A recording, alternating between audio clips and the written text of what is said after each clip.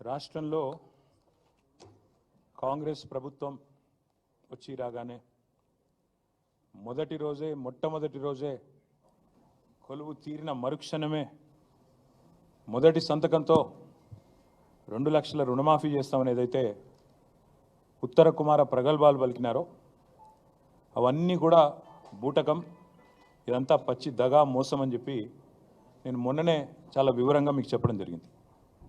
తదనంతరం మొన్నటి పత్రికా సమావేశం తర్వాత కూడా మేము ఆశించాం ప్రభుత్వం నుంచి నిజాయితీగా ముందుకొచ్చి చేయలేకపోయినాము, మా వల్ల కాలేదు, మేము ఇప్పటిదాకా చేసినవన్నీ కూడా చెప్పినవన్నీ కూడా అర్ధసత్యాలు, అసత్యాలు, మాకు ప్రభుత్వ నిర్వహణ అనేది చేత కావడం లేదు అని కనీసం ఓపెన్గా చెప్పినా చెప్పకపోయినా రుణమాఫీ అనేది మా వల్ల కాలేదు అని చెప్తారేమో అనుకున్నాం. కానీ చాలా నీతిబాహ్యమైన రాజకీయాలు ఈరోజు కాంగ్రెస్ ప్రభుత్వం రేవంత్ రెడ్డి గారి నాయకత్వంలో చేస్తున్నది. రుణమాఫీ బూటకం, పచ్చి మోసం, దగా అని తెలిసిపోయింది. రుణమాఫీ కాదు, జరిగింది మాఫీ కాదు, పెట్టింది రైతుకు టోపీ అనేది చాలా స్పష్టంగా అందరికీ కూడా అర్థమైంది. రవ్వంత రుణమాఫీ చేసి కొండంత డబ్బా కొట్టుకున్న ఈ ముఖ్యమంత్రి డొల్లతనం, ఆయన చాతగాంతనం, ఈ అబద్ధాల ముఖ్యమంత్రి నిజస్వరూపం 70 లక్షల మంది రైతుల సాక్షిగా బయటపడ్డది. రాష్ట్ర వ్యాప్తంగా ఈరోజు మీరు చూసినట్టయితే రైతుల ఆగ్రహంతో రగిలిపోతూ ఉన్నారు. రుణమాఫీ కాలేదు అని మండిపడతా ఉన్నారు. బ్యాంకులకు తాళాలు వేస్తూ ఉన్నారు. ఎక్కడికక్కడ ప్రభుత్వ కార్యాలయాలను ముట్టడిస్తూనే ఉన్నారు. మీరు ఒక్కసారి చూసినట్టయితే ఎట్లా జరుగుతూ ఉంది పరిస్థితి అంటే, ఇవాళ ముఖ్యమంత్రి ప్రభుత్వం వారు చెప్తున్న మాటనేమో ఇది వ్యవసాయ మంత్రి గారి స్టేట్మెంట్, తుమ్మల నాగేశ్వరరావు గారి స్టేట్మెంట్. ఇది 2 లక్షల రుణం మాఫీ చేశాం, ఇది వ్యవసాయ మంత్రి స్టేట్మెంట్, తుమ్మల నాగేశ్వరరావు గారి స్టేట్మెంటు. 2 లక్షల రుణం మాఫీ చేశాము. కానీ పత్రికల్లో కొన్ని పత్రికలు చాలా స్పష్టంగా రాశాయి, రుణం తీరలేదు, రుణం తీరలేదు. ఎలా మోసం జరిగింది చెప్పారు, నేను కూడా వివరంగా చెప్తాను. రైతులతో మాట్లాడిచ్చారు.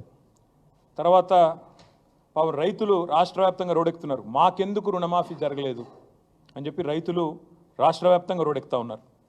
ఎక్కడికక్కడ ఇవాళ రణరంగంగా రుణభంగం జరిగింది కాబట్టి రణరంగంగా రాష్ట్రంలోని ప్రతి గ్రామం కూడా మారిన పరిస్థితి. ఇవి మాఫీ మంటలు అనే పేరిట మాఫీ అని చెప్పి మోసం చేస్తున్న వైనం ఏదైతుందో దాని మీద ఒకవైపు, మరొక వైపు ఎక్కడికక్కడ నిరాహార దీక్షలు, ధర్నాలు, నిరసనలు. ఇది ఎవ్వరు ఏ పార్టీ ప్రేరేపించింది కాదు. రైతులు స్వచ్ఛందంగా తమ కడుపు మంటతో ప్రభుత్వ కార్యాలయాల్లోకి, అదేవిధంగా బ్యాంకుల దగ్గర చేరి ఇవాళ ఎక్కడికక్కడ ప్రభుత్వ కార్యాలయాలను కూడా ముట్టడిస్తూ ఉన్నారు. చూడండి, ఇది ఆగని అన్నదాతల నిరసనలు, ఒక ఫుల్ పేజ్ మొత్తంగా ఎక్కడికక్కడ రాష్ట్ర వ్యాప్తంగా రగులుతున్న పరిస్థితి ఇట్లా కనబడుతూ ఉంది. వాస్తవాలు ఇట్లా ఉన్నాయి. 4-5 రోజులుగా ఏ పత్రిక చూసినా, మరి టీవీ చూసినా రుణమాఫీ మీద రగులుతున్న రైతు లోకం, రైతు ఆందోళనలతో అట్టుడుకుతున్న రాష్ట్రం, సీఎం దిష్టిబొమ్మల ఊరేగింపులు, నిరసనలు, ఇవన్నీ కూడా ఒకవైపు కనబడతా ఉన్నాయి. గుండెలు మండి అన్నదాతలు ఆందోళన చేస్తుంటే ఇవాళ పోలీస్ కేసులు పెట్టి, అక్రమ అరెస్టులు పెట్టి చేసి వారిని అణిచివేసే ప్రయత్నం చేస్తూ ఉన్నారు. మీరు ఇది చూడాలా దయచేసి అందరూ కూడా. ఆదిలాబాద్ జిల్లాలో తలమడుగు మండలంలో 13 మంది రైతుల మీద, బజార్ హత్నూర్ మండలంలో 4 రైతుల మీద కేసులు పెట్టడమే కాదు, ఇది ఎఫ్ఐఆర్ కాపీలు, these are the FIR copies. ఈ ఎఫ్ఐఆర్లు పెట్టి, కేసులు పెట్టి ఇవాళ రైతులను సాయంత్రం దాకా కూర్చోబెట్టి వాళ్ళ మీద జులుం చేసి ఈ రకంగా గంటలు వేధించి అటు ఇబ్బంది పెడుతున్నారు. ఏం సెక్షన్లు పెడుతున్నారు ఈ రైతుల మీద?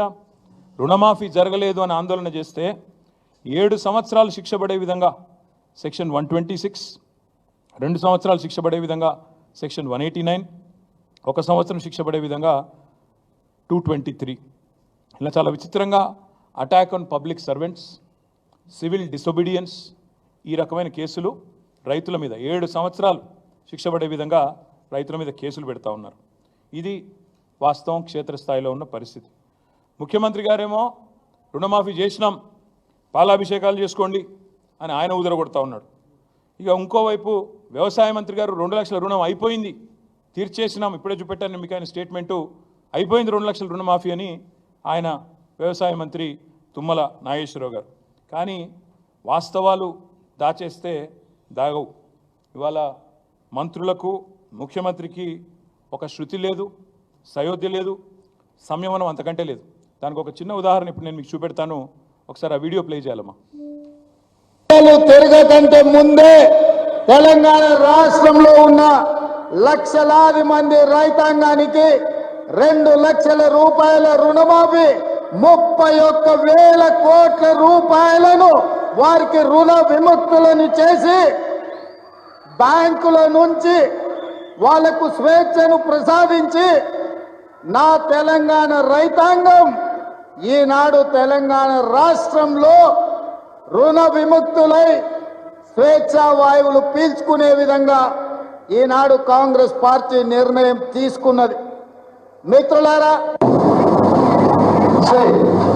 కొన్ని ఏదైతే సాంకేతిక కారణాల వల్ల రుణమాఫీ జరగలేదు, వాళ్ళకి 100% మేము రుణమాఫీ 2 లక్షల రూపాయల వరకు చేస్తామని చెప్పి మనం హామీ ఇస్తున్నాము.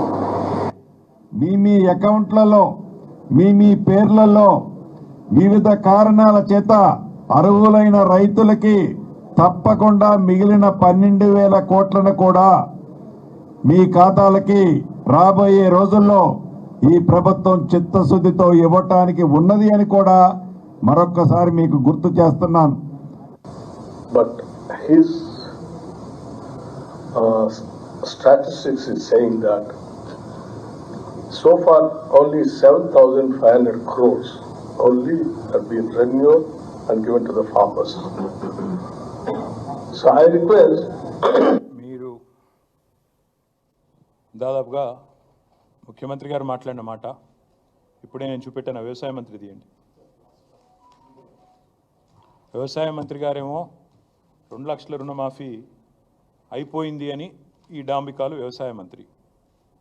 ముఖ్యమంత్రి అదే ఖమ్మం జిల్లాలో మీటింగ్ పెట్టి 2 లక్షలు ఇచ్చేసినాం, అయిపోయింది, 31,000 కోట్లు ఖతమైపోయింది, మీ అకౌంట్లో పడ్డాయి, ఇక మీరు సంబరాలు చేయండి, ఏట్లో దుంకండి ప్రతిపక్ష నాయకులు అని ముఖ్యమంత్రి. మరి ఇప్పుడే ఇంకా 3 మంత్రులు మాట్లాడినారు, ఉప ముఖ్యమంత్రి గారితో సహా. బట్టి గారు ఏమన్నారు? ఆయన చెప్పిన లెక్కలింటే, బట్టి గారు చెప్పిన లెక్కలింటే రుణమాఫీ వట్టిదే అని స్పష్టంగా అర్థమైంది. రుణమాఫీ వట్టిదే, జరగనే లేదు అనే మాట స్పష్టంగా అర్థమైంది. ఉత్తమ్ కుమార్ రెడ్డి గారు చెప్పారు సాంకేతిక కారణాల వల్ల. సాంకేతిక కారణాలు ఏమి లేవు, మీరు ఎట్లా తప్పించుకుందామా అని చెప్పి ఆంక్షలు కొర్రీలు పెట్టి ఎట్లా ఎగరగొడదామా పేర్లు అని చెప్పి చేసిన దిక్కుమాలిన దివాలా కోరు రాజకీయం తప్ప ఇందులో సాంకేతికం లేదు, మన్ను లేదు. అది వారు చెప్తా ఉన్నారు, జరగలేదు, the loan waiver is not completed అని స్పష్టంగా ఉత్తమ్ కుమార్ రెడ్డి గారు చెప్తున్నారు. బట్టి గారేమో ఓన్లీ 7,500 క్రోర్సే రైతుల ఖాతాల్లో పడ్డాయని బట్టి గారే స్వయంగా బ్యాంకర్స్ మీటింగ్లో చెప్తున్నారు. పొంగులేటి శ్రీనివాసరెడ్డి గారు చెప్తున్నారు ఇంకా కాలేదు, 12,000 కోట్లు ఇవ్వాల్సి ఉంది, ఇస్తాము, ఎప్పటిలోపల ఇస్తామో ఆయనకు కూడా తెలియదు, ఏం తెలియదు, కానీ ఇస్తాము అని ఆయన ఉదరగొట్టడం. అసలు ఈ ప్రభుత్వం నడిపే వాళ్ళకి రుణమాఫీ విషయంలో స్పష్టత ఉందా లేదా? ఇచ్చింది, ఒప్పుకుంది ఎంత అనే విషయం అసలు వీళ్ళకి తెలుసా తెలియదా?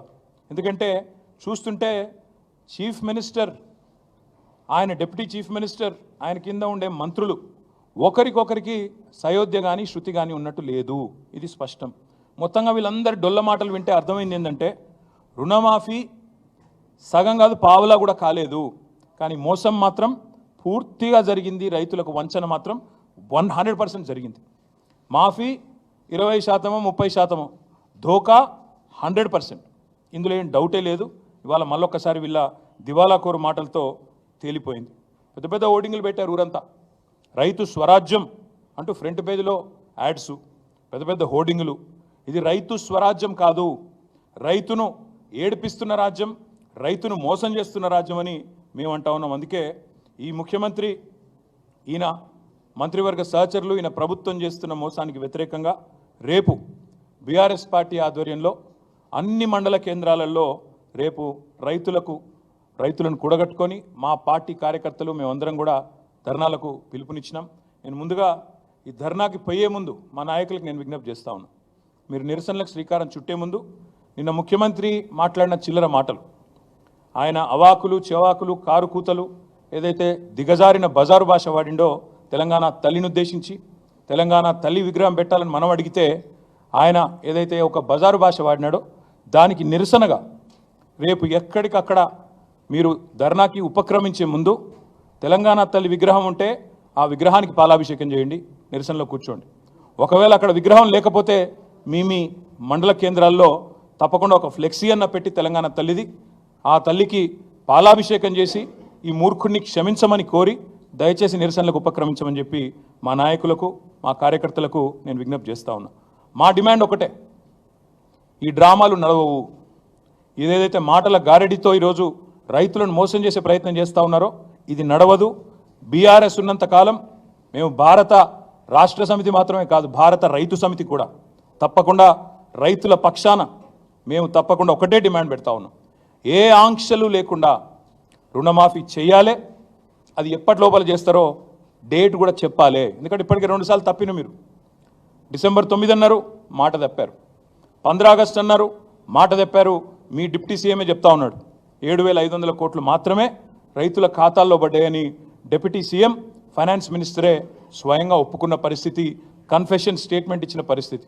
కాబట్టి ఎప్పటి లోపల మీరు రుణమాఫీ పూర్తిగా చేస్తారు, ఎప్పటి లోపల మీరు ఈ ప్రాసెస్ కంప్లీట్ చేస్తారు, ఆంక్షలు లేకుండా.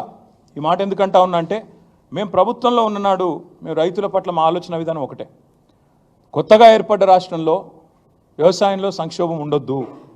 తెలంగాణ రైతులు దశాబ్దాల పాటు కోరుకున్నది తెలంగాణ వస్తే మా బతుకు బాగుపడుతుందని కోరుకున్నారు. వ్యవసాయ స్థిరీకరణ జరగాలి, వ్యవసాయం స్థిరంగా మారాలి, దృఢంగా మారాలి, బలోపేతం కావాలి, రైతు కుటుంబం సంతోషంగా ఉండాలన్న ఉద్దేశంతో ఒకటి కాదు చాలా నిర్ణయాలు తీసుకున్నాం. నీటి తీరువ మొత్తం రద్దు చేసినాం, నీళ్లు పుష్కలంగా ఇచ్చాం.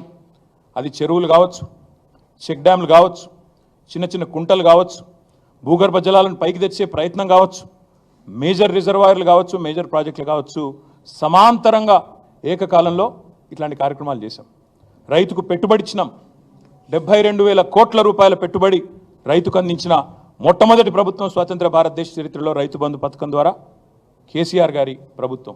అదేవిధంగా 2 దఫాలుగా రుణమాఫీ చేశాం. 9.5 ఏళ్లలో దాదాపు 30,000 కోట్ల రూపాయల రుణం కూడా మాఫీ చేసినాం.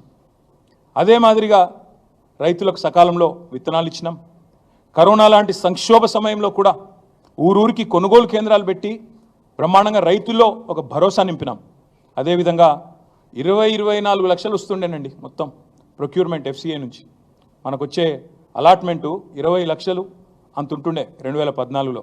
ఈరోజు అదే ఫుడ్ కార్పొరేషన్ ఆఫ్ ఇండియా మేము దిగిపోయే నాటికి దాదాపు 80-85 లక్షల అలాట్మెంట్ ఇచ్చే స్థాయికి తెలంగాణను తీసుకొచ్చింది కేసీఆర్ ప్రభుత్వం. మేము చెప్పడం కాదు, NCRB డేటా ప్రకారం, national crime records bureau data ప్రకారం భారతదేశంలోనే సూసైడ్స్, రైతుల ఆత్మహత్యలు ఎక్కడ తగ్గినాయి అంటే తెలంగాణ అని చెప్పి పార్లమెంట్లో కేంద్ర ప్రభుత్వమే స్వయంగా చెప్పిన పరిస్థితి, పత్రికలు రాసిన పరిస్థితి. This is what we have done. రైతుకి ఏం చేసిండు కేసీఆర్ అంటే ఇక 10 ఏళ్లలో భరోసా నింపిండు, వ్యవసాయ విస్తరణ చేసిండు, మొత్తంగా రైతుకు పెట్టుబడి ఇచ్చి, కడుపు నిండా కరెంట్ ఇచ్చి, ఫ్రీగా నీళ్ళు ఇచ్చి, నీటి తీరువ రద్దు చేసి, భూమి శిస్తు రద్దు చేసి, ఇవన్నీ కూడా తీసేసి రైతులో ఒక భరోసా నింపి, చెరువులు కుంటలు ఎప్పటికప్పుడు నింపేది మేము. ఒక పద్ధతి ప్రకారం, ఒక వ్యూహం ప్రకారం వ్యవసాయ స్థిరీకరణ వైపు మరి ముందుకు పోయినాం. కాబట్టే ఇలా తెలంగాణ రైతు మేము దిగిపోయినాడు బాగుండే. కానీ మీరు ఏం చేస్తున్నారు ఈరోజు? ఆంక్షలతో. మీరు ఒక మాట అంటా ఉన్నారు, వ్యవసాయ స్థిరీకరణ చేసే క్రమంలో మేము చూడలేదు. రైతు పెద్దవాడా, చిన్నవాడా, రైతు ఉద్యోగ, ITPIయా, మేము చూడలే అవన్నీ. తెలంగాణ రైతు ఎవరైనా రైతే. ఎందుకంటే రైతు కింద మళ్ళీ రైతు కూలీలు ఉంటారు, ఆయన చుట్టూ ఆధారపడ్డ ఒక ఈకోసిస్టమ్ ఉంటుంది. వాళ్ళందరూ బాగుండాలంటే చిన్న పెద్ద అని కటింగ్లు పెట్టాలి, కొర్రీలు పెట్టాలి, ఆంక్షలు పెట్టాలని మేము చూడకుండా రైతును రైతుగా చూసి వ్యవసాయ స్థిరీకరణనే లక్ష్యంగా మేము ముందుకు పోయినాం. కాబట్టే తెలంగాణ ఈరోజు పంజాబ్ను, హర్యానాను తలదని వ్యవసాయంలో, వరిధాన్యం ఉత్పత్తిలో భారతదేశంలో అగ్రభాగాన ఉన్నది. కానీ మీరు ఇవాళ పూటకో మాట, రోజుకొక కొత్త కొత్త ఆంక్ష.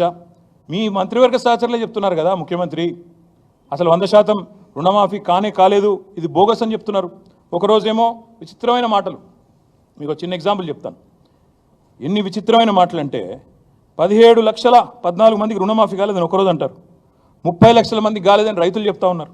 అందుకే మేము క్షేత్రస్థాయిలో కూడా పరిశీలనకు పోయినాం. లాస్ట్ ప్రెస్ మీటింగ్లో మీకు చెప్పాను, కొడంగల్ నుంచే ప్రారంభిస్తామని చెప్పాను. నేను కొడంగల్ డేటా మొత్తం తెచ్చిన. కొడంగల్లో ఒక మండలి చెప్తాను, మీరు కూడా బోర్ కావద్దు, మొత్తం డేటా ఇస్తా చూసుకోండి. కోస్గి అని ఒక మండలం ఉంటుంది, ఇప్పుడు అందులోకెళ్ళి ఇంకో మండలం కూడా ఏర్పాటు చేసింది, కోస్గి ఉమ్మడి మండలం.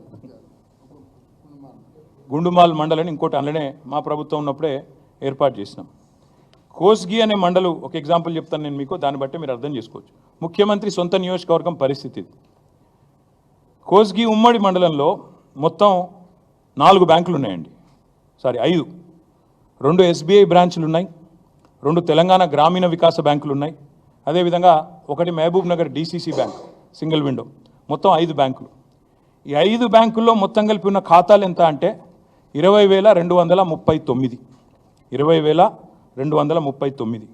3 విడతలుగా ముఖ్యమంత్రి నియోజకవర్గంలో ఈ కోస్గి మండలంలో ఇప్పటివరకు ఎంతమందికి రుణమాఫీ అయింది అంటే, అది కూడా పాక్షికంగానే అయింది, మొత్తం కాలే, 8,527 మందికి మాత్రమే అయింది. 3 విడతలుగా. ఏదైతే ముఖ్యమంత్రి ఉదరగొడుతుండో ప్రచారం 100% అయిపోయింది, ఓడిచిపోయింది, ఇక పాలాభిషేకాలు, వెంటనే నాకు విగ్రహాలు పెట్టండి అని చెప్పి ఏదైతే మాట్లాడుతున్నాడో, మొత్తం జరిగింది ఎంత అంటే ముఖ్యమంత్రి సొంత నియోజకవర్గం కొడంగల్లోని కోస్గి మండలంలో 20,239 మందికి గాను 8,527 మందికి మాత్రమే అయింది. సరే, కొంతమందికి డౌట్లు ఎక్కువ కాబట్టి నేను పేర్లు కూడా చదివి వినిపిస్తాను. కోస్గి మండలం భక్తిమల్ల అనే గ్రామంలో 988 మంది రైతులు, బుజ్జారం గ్రామంలో 579, మీర్జాపూర్లో 641, ఆమ్లికుంటలో 528, ఇట్లా మొత్తం 26 గ్రామాలలో 20,239 మంది రైతులు. మా డేటా ఇక మొత్తం ఇక్కడ ఉంది, మీకు ఇస్తాను. రైతుల పేర్లు, వాళ్ళ అకౌంట్ నెంబర్లు. ఇది ఒక్క కొడంగల్, ఒక్క కోస్గి, నాట్ కొడంగల్, ఇది ఒక్క కోస్గి, ఒక్క మండల్ కథ. ఇదే కథ, ఇది ముఖ్యమంత్రి నియోజకవర్గం కాబట్టి కొద్దిగా ఎక్కువ చేసినాము. ఇంకా ఇంతకంటే వరస్ట్గా ఇవాళ ప్రతి ఊరిలో ప్రతి మండలంలో పరిస్థితి, వాస్తవ పరిస్థితి ఉన్నది. ఇంకొక మాట కూడా మీకు చెప్తాను, వీళ్ళు ఎంత మోసగాళ్ళు, ఎంత దుర్మార్గులు వీళ్ళని చెప్పడానికి ఈ మాట చెప్తా ఉన్నాను.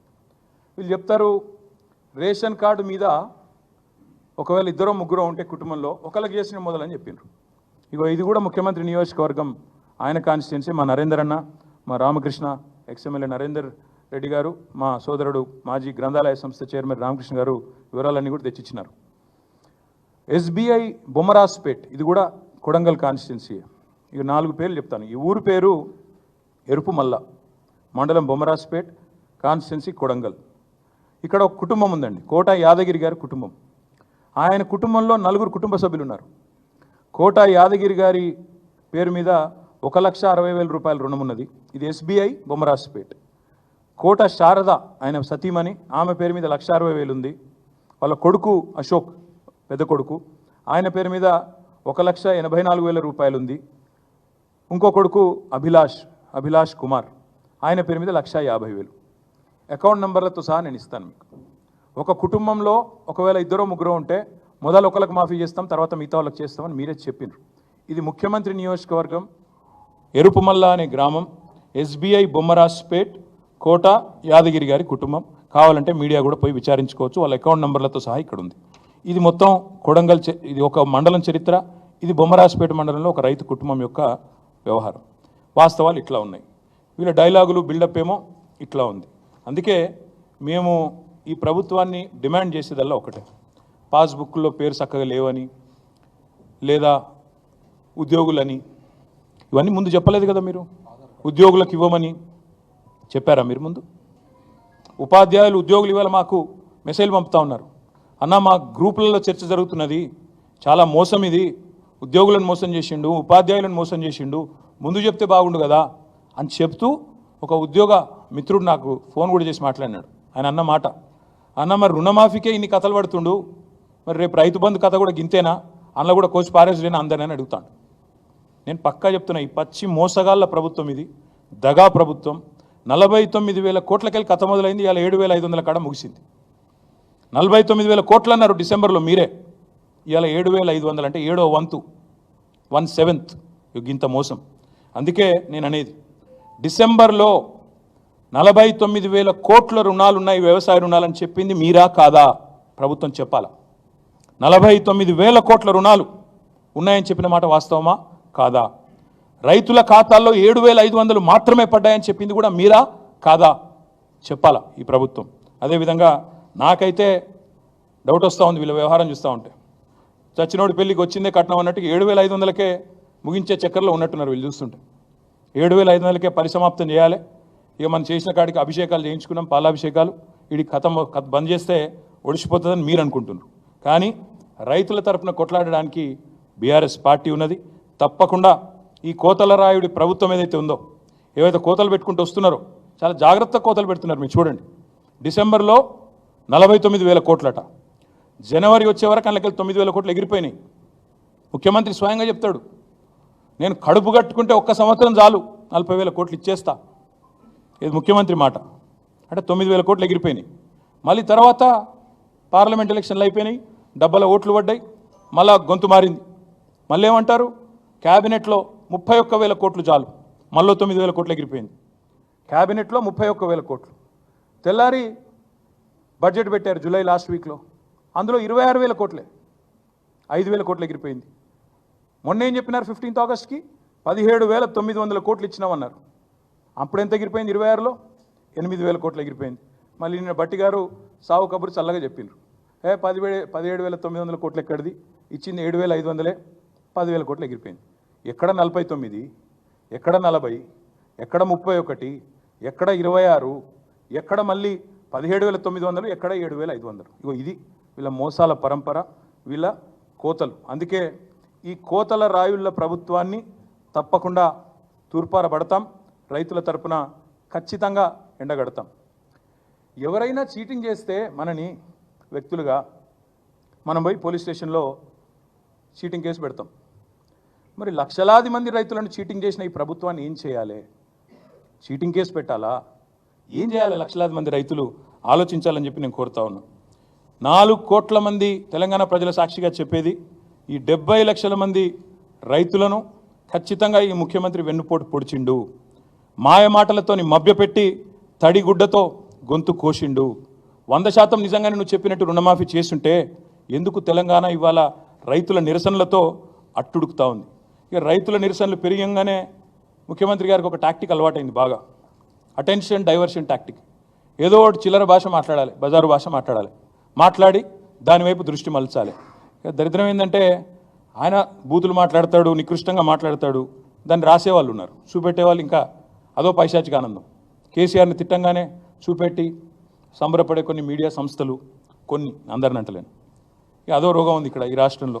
ఎందుకంటే వాళ్ళకి తెలంగాణ ఇష్టం లేదు, తెలంగాణ అస్తిత్వం ఇష్టం లేదు. కాబట్టి సహజంగా కేసీఆర్ని తిడితే సంకలు గుద్దుకుంటూ అరే బాగా తిట్టిండు అని సంబరపడే కొంతమంది సన్నాసులు ఎవరైతే ఉన్నారో వాళ్ళకి నేను చెప్తా ఉన్నా, మేము అటెన్షన్ డైవర్ట్ కాం, మేము బరాబర్ రైతులతోనే ఉంటాం. ఆయన ఎన్ని చిల్లర మాటలు మాట్లాడినా, ఎంత బజారు భాష మాట్లాడినా, తన వికృత స్వరూపాన్ని ఎంత బయట పెట్టుకున్నా మేము మాత్రం రైతుల కోసమే రణం చేస్తాం, రైతులతోనే ఉంటాం. మేము ఖచ్చితంగా ఎంబడబడతాం.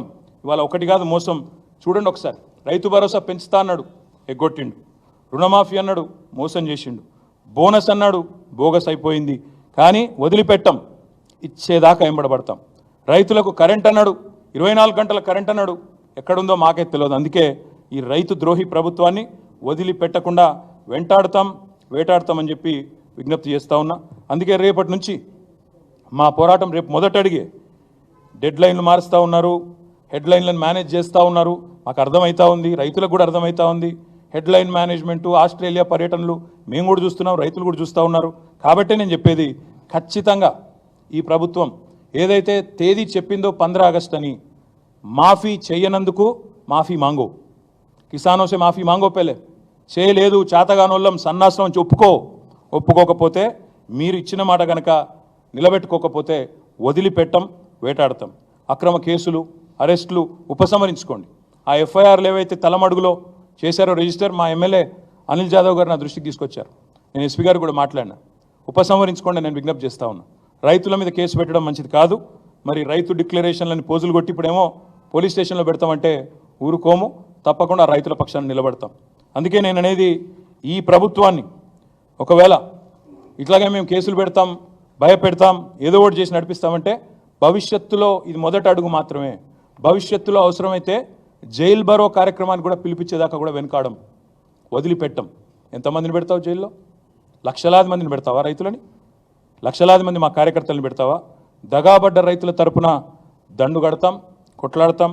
రుణమాఫీ జరిగేదాకా రైతులతో కలిసి రణం చేస్తాం. అన్నదాతల ఆందోళనలకు కూడా అండగా నిలబడతాం. ఈ దగాకోరు సర్కారును వదిలిపెట్టం, విడిచిపెట్టం. తప్పకుండా మాయమాటల ప్రభుత్వం మీద తప్పకుండా మా పోరాటం కొనసాగుతుందని తెలియజేస్తూ, ఈ రేవంత్ రెడ్డి చీటింగ్ మీద మా ఫైటింగ్ ఆగదు. ఆయన డెడ్లైన్లు మార్చి హెడ్లైన్లు మేనేజ్ చేసి తప్పించుకుంటా అనుకుంటే మా అటెన్షను, మా ఏకాగ్రత దెబ్బ తీయలేరు. తప్పకుండా ఈ రుణమాఫీ జరిగేదాకా బీఆర్ఎస్ పార్టీ రేపటిది మొదటి స్టెప్ మాత్రమే. నేను ఈ డేటా మొత్తం కూడా మీకు ఇస్తాను. ఈ కొడంగల్ డేటా ఇస్తాను, పరిశీలించుకోండి. కొండారెడ్డిపల్లె డేటా అడిగాం, ముఖ్యమంత్రి సొంత ఊరు. అక్కడ కూడా 30-40% కూడా కాలే. మా బాలరాజు గారు చెప్తా ఉన్నారు. కానీ బెదిరిస్తున్నారు, బ్యాంకు మేనేజర్లను బెదిరించుడు. బీఆర్ఎస్ వాళ్ళు అనౌన్స్ చేసినారు, కొండారెడ్డిపల్లి వస్తామన్నారు, కొడంగల్ వస్తామన్నారు, ఇస్తే మీ తాట తీస్తాం అని కలెక్టర్లు ఫోన్ చేసి బెదిరిస్తూ ఉన్నారు. ఇదేనా రాజకీయం? అవసరమైతే మా బాలరాజు గారు నేను రిక్వెస్ట్ చేస్తూ ఉన్నా, రైట్ టు ఇన్ఫర్మేషన్ చట్టం ఉంది, సమాచార హక్కు చట్టం ఉంది. సమాచారం ఇవ్వడం అనేది తప్పకుండా తీసుకోవడం అనేది మన హక్కు. బాలరాజు గారిని కోరుతా ఉన్నా, మీరు వ్యక్తిగతంగా మీరే అప్లై చేయండి ఆర్టీఐ కింద. ఎట్లా సమాచారం ఇవ్వరో మేము కూడా చూస్తాం. అవసరమైతే చీఫ్ సెక్రటరీని కూడా కలుస్తాం. కొండారెడ్డిపల్లెలు ఏమైంది, కొడంగల్ ఏమైంది, రాష్ట్రంలోని రైతులకు ఎంత అన్యాయం జరిగింది, ఇవన్నీ కూడా ఎక్స్పోజ్ చేస్తాం, బయట పెడతామని చెప్పి కూడా మళ్ళొకసారి తెలియజేస్తూ, రాష్ట్ర రైతన్నలకు నేను విజ్ఞప్తి చేస్తా ఉన్నా, మీరు దయచేసి స్థైర్యం కోల్పోకండి. ఈ మోసగాళ్ళు ఏదైతే మిమ్మల్ని వంచిస్తూ ఉన్నారో మీరు స్థైర్యం కోల్పోకుండా మీ తరపున పోరాటం చేయడానికి బీఆర్ఎస్ ఉన్నదనే మాట కూడా విజ్ఞప్తి చేస్తూ మీ అందరికీ ధన్యవాదాలు.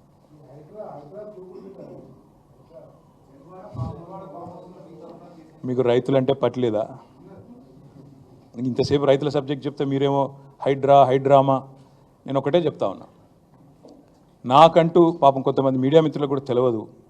మీరు కొండలరెడ్డి మాయలో, రేవంత్ రెడ్డి మాయలో ఉన్నారు కొంతమంది. మీకు నేను చెప్తా ఉన్నా, వాళ్ళు ఎవరో మీరే అనుకోండి, నేను చెప్పాల్సిన అవసరం లేదు. ఈ మాయలో ఉన్న వాళ్ళు ఎవరైతున్నారో, నాకంటూ ఏ ఫామ్ హౌజు లేదు, స్పష్టంగా చెప్తా ఉన్నా. నా మిత్రుడు ఒక ఆయనకి ఫామ్ హౌస్ ఉంటే నేను లీజ్ మీద తీసుకున్నమాట వాస్తవం. ఒక 7-8 నెలల నుంచి లీజ్ మీద ఉన్నమాట వాస్తవం. ఒకవేళ అది ఎఫ్టీఎల్లోనో బఫర్లోనో ఉంటే నా మిత్రుడికి నేను చెప్తా, దగ్గర ఉండి అవసరం అయితే నేను కూడా పోయి, ఎందుకంటే నేను లీజ్ మీద ఉన్నా కాబట్టి అక్కడే ఉండి నేను దగ్గరుండి కూలగొట్టించి వస్తా. ఒకవేళ అందులో ఏమైనా తప్పు ఉంటే, ఎఫ్టీఏలో బఫర్లో ఉంటే నేనే దగ్గరుండి కూలగొట్టించి వస్తా. కానీ నేను కాంగ్రెస్ ప్రభుత్వాన్ని ఒక మాట అడుగుతా ఉన్నా, సరే ఇలా ఏమైనా తప్పు ఉంటే కూలగొట్టరు, నో ప్రాబ్లం, కూలగొట్టండి, దానిలో నష్టమేం లేదు, వెల్కమ్. మంచి జరుగుతున్నప్పుడు అందరం ఆహ్వానించాల్సింది. కానీ నేరుగా అక్కడి నుంచి బయలుదేరి నాతో పాటు రండి మంత్రులు, పెద్ద పెద్ద కాంగ్రెస్ లీడర్లు, ఎఫ్టీఎల్లలో బఫర్లలో కట్టిన రాజభవనాలు నేను కూడా తీసుకొని మీ అందరం కలిసిపోదాం.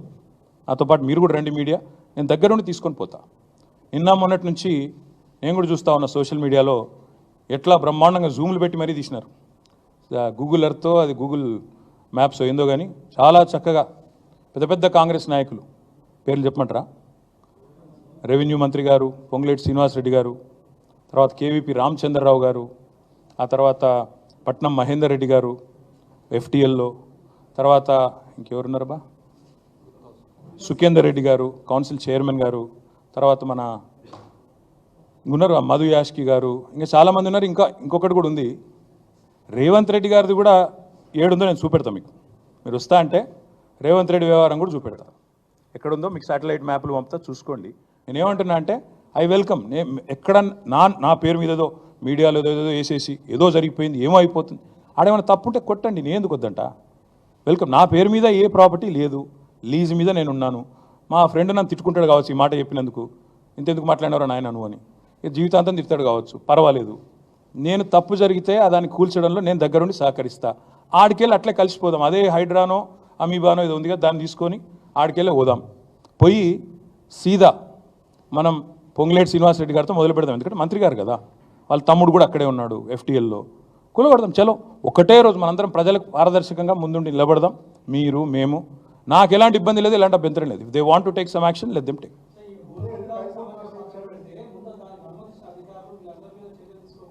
ప్రభుత్వంలో నేను లేను రాజు. సో మీరు పని చేయండి, అడగాల్సిన ప్రశ్న మీరు వేరేదికి పెట్టాల్సింది నా మీద పెడుతున్నారు, మీరు అటు పెట్టండి. వాళ్ళు ఎవరి మీద యాక్షన్ తీసుకుంటారంటే నాకు అభ్యంతరం లేదు బ్రదర్. అధికారుల మీద తీసుకోమను, ఎవరెవరి మీద తీసుకోమను, నాకేం అభ్యంతరం లేదు. నేను అనేదల్లా ఒకటే, తప్పు నేను చేస్తే కూడా చర్య తీసుకోండి, తప్పు కాంగ్రెస్ వాళ్ళు చేస్తే కూడా అక్కడికి వెళ్ళి సీదా కాంగ్రెస్ వాళ్ళ కాడికి పోదాం. ఆడ మొత్తం ఆ చెరువు చుట్టూ ఎఫ్టీఎల్ బఫర్లు ఏమేమవుతున్నాయో మొత్తం కూలగొడదాం. వెల్కమ్. ఓకే, ఇక ఈ సోది ఎందుకు కానీ బ్రదర్. ఇగో మీ పేరు బ్రదర్, ఏ ఛానల్? Very nice. అయితే V6 వివేక్ గారిది కూడా చక్కటి గెస్ట్ హౌస్, ఫామ్ హౌస్ నీళ్ళల్లోనే ఉంది. నేను V6 వివేక్ గారిని కూడా కొడతా ఉన్నా, V6 సంస్థను కూడా కొడతా ఉన్నా. దయచేసి మీ V6 వాళ్ళు వెళ్ళి 2 కెమెరాలు చక్కగా పెట్టి V6 వివేక్ గారు ఎట్లా కట్టారో అందులో అది కూడా తీయండి. దయచేసి ఎందుకంటే కూలగొట్టేటట్టు మరి మీరు దగ్గరుండి పెద్ద మనిషి కదా, ఎమ్మెల్యే గారు కదా, తప్పకుండా చేయాలి. నేను అనేదల్లా ఒకటే, ఖచ్చితంగా. సరే రేవంత్ రెడ్డి నువ్వు కాదు కదా, నీకు ఎందుకు టెన్షన్. కానీ నేను అనేదల్లా ఓకే థ్యాంక్ యూ, అంత ఆవేశపడకు. ఇంక కూలగొట్టట్లేదు, వివేక్ గది ఎట్లా కాపాడుకుంటాడు. కానీ నేను అనేదల్లా ఏంటంటే, నా అఫిడవిట్ ఏదైతే ఉందో ఇట్స్ పబ్లిక్ డాక్యుమెంట్. అఫిడవిట్లో ఏముందో ఆల్రెడీ పెట్టాను, నాకు దాచుకునేదేమీ లేదు. అఫిడవిట్లు ఉన్నాయి, చూసుకోండి. మీరు V6లు ఇంకా ఉన్నాయి కదా, చూసుకోండి. కానీ ఇవాళ సబ్జెక్టు నేను చెప్పిందేమో రేవంత్ రెడ్డి మోసము, కొడంగల్లు, బొమ్మరాజ్పేట, దౌలతాబాదు, అదేవిధంగా కోస్గిలో జరిగిన మోసము, రుణమాఫీలో ఆయన చేస్తున్న దగ. మీకు అది ఇంట్రెస్ట్ ఉన్నట్టు లేదు. నేను అందుకే చెప్తున్నా, తప్పు ఎవరు చేసినా చర్య తీసుకోండి. Let us start with ministers, let us go. Okay, thank you. నేను చెప్పినా తర్వాత మీ ఇష్టం. రేపు నేను చేవెళ్ళలో తొందరపడకు, కవర్ చేసుకోకు, తొందరపడకు. చేవెళ్ళలో రేపు నేను పార్టిసిపేట్ చేస్తూ ఉన్నా. అదేవిధంగా సబితా ఇంద్రారెడ్డి గారు, నేను, స్వామి గౌడ్ గారు, మేమందరం కూడా రేపు చేవెళ్ళలో పార్టిసిపేట్ చేస్తూ ఉన్నాం. మా నాయకులు, మా ఎమ్మెల్యేస్ కానీ, ఎమ్మెల్సీస్ కానీ, ఎంపీస్ కానీ, అదేవిధంగా మిగతా